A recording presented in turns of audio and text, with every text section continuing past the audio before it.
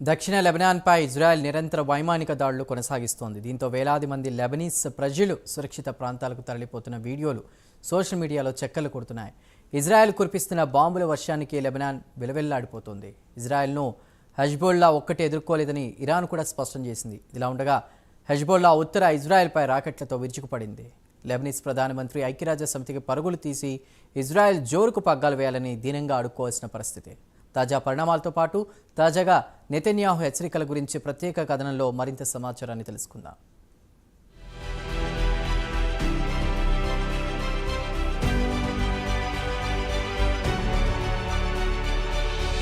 గతేడాది హమాస్ మిలిటెంట్లు అనవసరంగా ఇజ్రాయెల్పై కయ్యానికి కాలు దువ్వి తమ దేశాన్ని సర్వనాశనం చేసుకున్నారు. గాజాను ఇజ్రాయెల్ శ్మశానవాటికగా చేసింది. సందట్లో సడేమియాలా లెబనాన్కు చెందిన మిలిటెంట్లు హెజబుల్లా మధ్య దూరి కొరివితో తలకాల్చుకుంటోంది. ఇజ్రాయెల్ను కవ్వించడం మొదలెట్టింది. దీనికి ధీటుగా ఇజ్రాయెల్ కూడా గట్టిగా బుద్ధి చెప్పడంతో కాళ్లకు బుద్ధి చెప్పాల్సి వస్తోంది. గత వారం లెబనాన్లో పేదర్లు పేలాయి. అటు తర్వాత వాకీటాకీల పేలుల తర్వాత నుంచి లెబనాన్ నిలువున వణికిపోయింది. తాజాగా గత సోమ మంగళవారాల్లో లెబనాన్పై ఇజ్రాయెల్ వైమానిక దాడులకు తెగబడింది. దీంతో సుమారు 550 మంది పౌరులు చనిపోయారు. ఇజ్రాయెల్ ప్రధానమంత్రి బెంజమిన్ నెతన్యాహు అక్కడి ప్రజలను వెంటనే సురక్షిత ప్రాంతాలకు తరలిపోవాలని హెచ్చరించారు. ఇక వైమానిక దాడులకు స్వస్తి చెప్పి గ్రౌండ్ లెవెల్లో యుద్ధం మొదలెడతామని ఆయన స్పష్టం చేశారు. దీంతో వేలాది లెబనీస్ ప్రజలు కార్లలో దేశం విడిచి సురక్షిత ప్రాంతాలకు తరలిపోతున్న వీడియోలు సోషల్ మీడియాలో హల్చల్ చేస్తున్నాయి. హెజబొల్లాలను లక్ష్యంగా దాడులు యథావిధిగా కొనసాగుతాయని హెచ్చరించింది ఇజ్రాయెల్.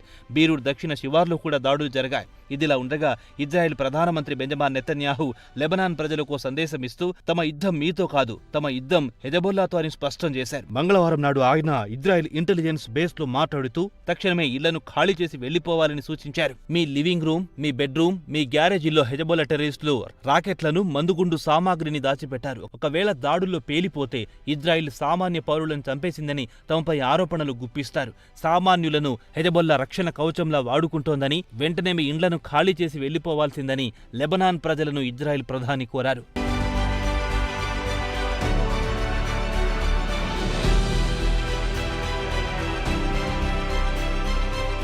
తమ లక్ష్యం హెజబొల్లా, దాని నాయకుడు హసన్ నసరుల్లా అని బెంజమిన్ అన్నారు. పరిస్థితులను ఈ స్థాయికి తెచ్చింది ఆయనే. ఇదిలా ఉండగా పరిస్థితులు చేదాటిపోతున్న క్రమంలో ప్రపంచ నాయకులు న్యూయార్క్లోని ఐక్యరాజ్య సమితి జనరల్ అసెంబ్లీలో సమావేశమై వెంటనే యుద్ధాన్ని ఆపాలని, ఈ వారంలోనే సుమారు 500 పైచిలకు సామాన్యుడు మృతి చెందారని యుఎన్లో వారు పేర్కొన్నారు.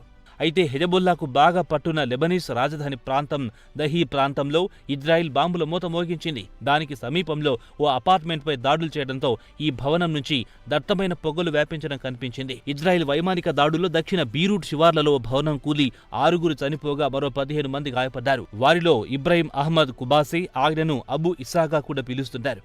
ఆయన హెజబొల్లా కమాండర్. రాకెట్ దాడిలో చనిపోయాడు.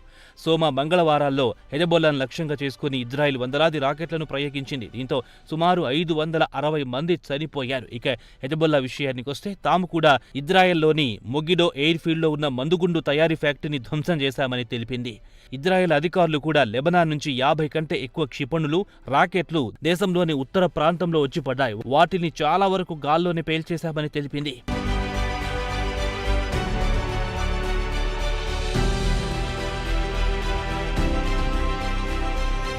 ఇరు దేశాల మధ్య 1975 నుంచి సివిల్ వార్ నడుస్తోంది. గత 15 ఏళ్లలో లెబనాన్లో ఇంతలా పౌరులు చనిపోయిన దాఖలాలు లేవు. ఇప్పటి వరకు ఇరు దేశాల మధ్య ఉద్రిక్తతలు తగ్గించడానికి యుఎన్ చేసిన ప్రయత్నాలు కూడా పెద్దగా ప్రభావం చూపించలేకపోయాయి. ఇజ్రాయెల్ సరిహద్దు నుంచి హెజబొల్లా మిలిటెంట్లను తప్పించాలని ఇజ్రాయెల్ డిమాండ్ చేస్తోంది. సరిహద్దు నుంచి ఇజ్రాయెల్పై తరచూ హెజబొల్లా మిలిటెంట్లు దాడులు చేస్తున్నారని ఇజ్రాయెల్ ఆరోపిస్తోంది. ఇక హెజబొల్లా వాదన ఏమిటంటే గాజాపై ఇజ్రాయెల్ కాల్పుల విరమణకు అంగీకరిస్తే తాము ఇజ్రాయెల్ సరిహద్దు నుంచి తప్పుకుంటామని చెబుతోంది.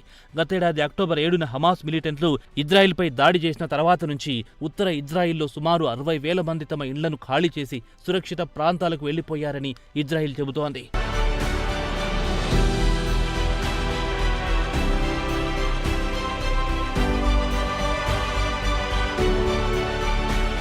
తరచూ ఉత్తర ఇజ్రాయెల్పై ఓవైపు హమాస్ మిలిటెంట్లు, మరోవైపు హెజబొల్లా మిలిటెంట్లు దాడులు చేస్తూ ఉండడంతో వారు తిరిగి తమ నివాసాలకు రాలేకపోతున్నారు. ఇటీవల కాలంలో మరో 1,00,000 మంది ఇజ్రాయెల్ పౌరులు సురక్షిత ప్రాంతాలకు తరలిపోవాల్సి వచ్చింది. ఇక ఇజ్రాయెల్ విదేశాంగ మంత్రి ఏవ్ గ్యాలెంట్ మాత్రం పలు శిబిరాల్లో తలదాచుకున్న తమ పౌరులను తిరిగి తమ తమ నివాసాలకు చేరుకునే వరకు ఇటు లెబనాన్ అటు గాజాపై దాడులు కొనసాగుతాయని తేల్చి చెప్పారు. లెబనాన్ ఏర్పడినప్పటి నుండి ఇలాంటి పరిస్థితి హెజబొల్లాలు చూసి ఉండరన్నారు ఇజ్రాయెల్ రక్షణ మంత్రి.